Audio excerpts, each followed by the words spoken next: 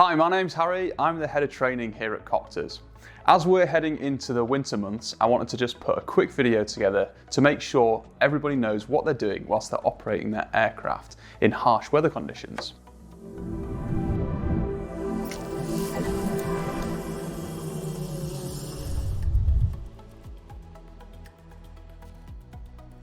If you're planning on operating your aircraft through the winter months, there's a few more things that you might need to think about in addition to when you'd operate in the summer. Obviously, the weather is going to be the major factor behind this. We're not going to see those nice hot summer days anymore. We're heading into a period of time where we're going to see a lot of precipitation, including rain, snow, and potentially even hail. There are other weather conditions that we need to think about as well. We might see an increased possibility of fog and mist, which massively reduces our visibility when we fly. The main things that concern me when I'm flying through the winter are obviously the chance of rain, as most electronic kit doesn't actually have an IP rating.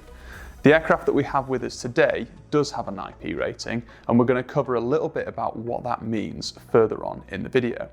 Another thing that you need to think about when you're operating through the winter months is how the cold weather is going to affect your batteries.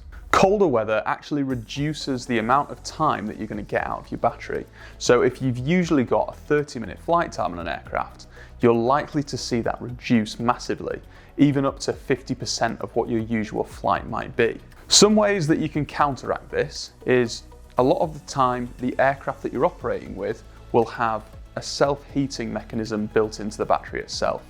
So you can activate that before the flight and the battery is going to warm itself up. Most equipment nowadays won't actually let you take off unless the batteries are at an appropriate temperature. If you're not fortunate enough to have self-heating batteries, it's not a problem at all. A lot of people will just take the time to warm the batteries up themselves before they head out to the operation. There's a number of ways that you can do this. One of the ways is you could put it in the car, put the heating on. You might even want to leave them in the house for a bit before you leave to make sure that the aircraft batteries are up to a good temperature and you're not going to see that reduced battery life. If you haven't managed to do that and you get on site and you still have cold batteries, you might just want to stick them in your pockets, warm them up, or even put them under your armpits. One problem that we also face when we're operating through the winter months is the fact that the wind speed tends to increase massively. It's one of the biggest pains that you can have as a drone pilot because a lot of the time that's going to bring the wind speed above the operational envelope of your aircraft, meaning that you can't actually fly.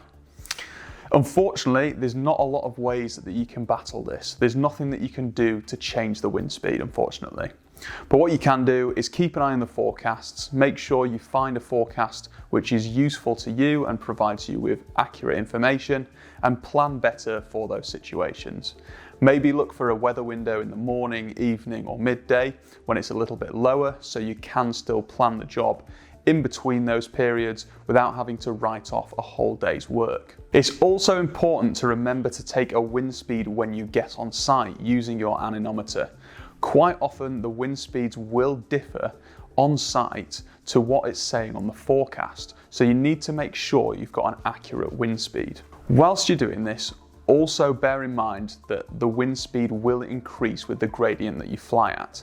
As you increase your altitude, that wind speed is going to get higher, so make sure that the maximum wind speed of your aircraft isn't being measured from ground level. If you're operating in cold conditions and you notice that there's a little bit more moisture in the air than usual, another thing that you're going to have to look out for when you're operating in colder temperatures is something called icing.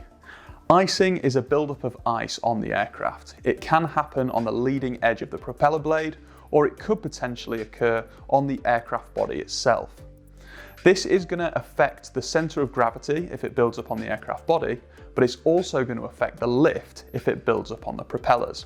And these are both things that could dramatically affect how your aircraft operates. You might want to plan in a few different stops within your operation to ensure that you can check both the propellers and the aircraft body.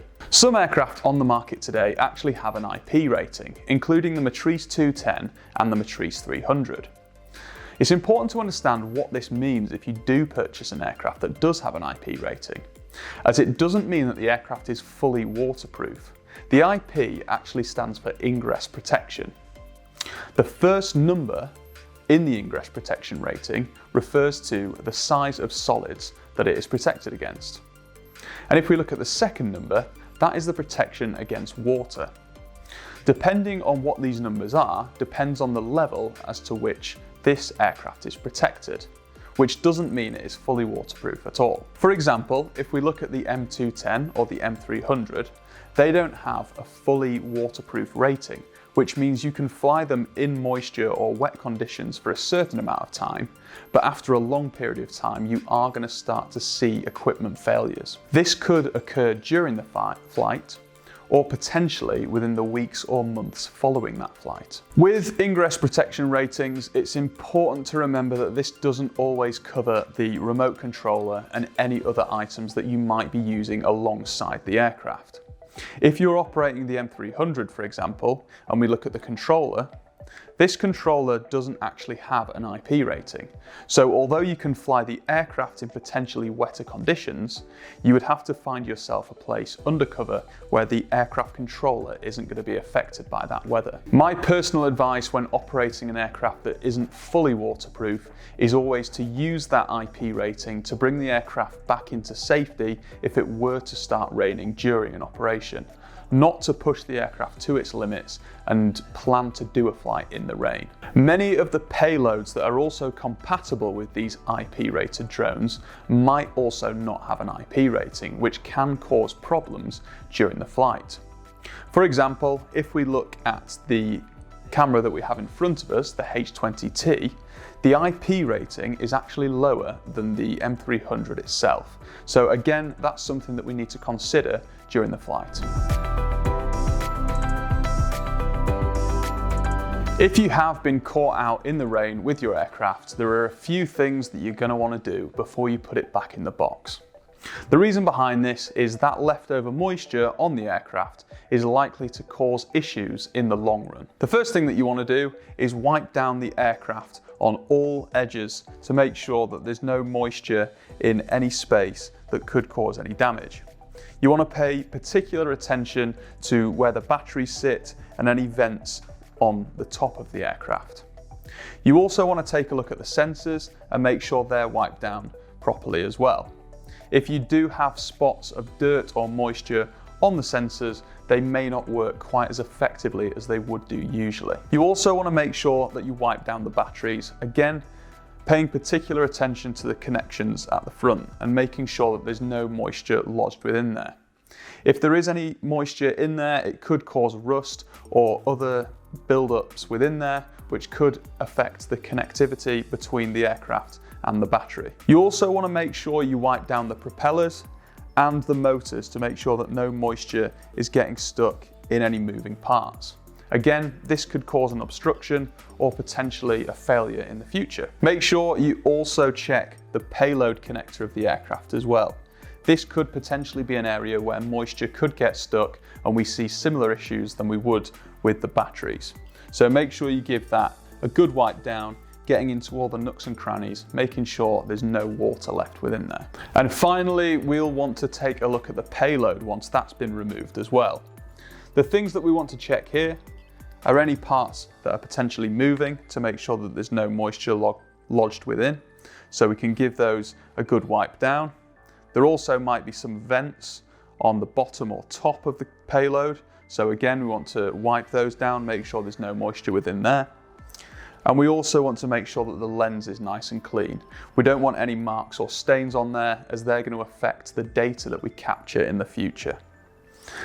The connection area as well is very important, so make sure you give that a good clean and wipe before you put it away. Thank you for joining us on this instructional video, which should have given you some advice on how to operate your aircraft through those winter months. If you do need any more information, please contact info@copters.com with any questions. Please like and subscribe, and we'll see you on the next one.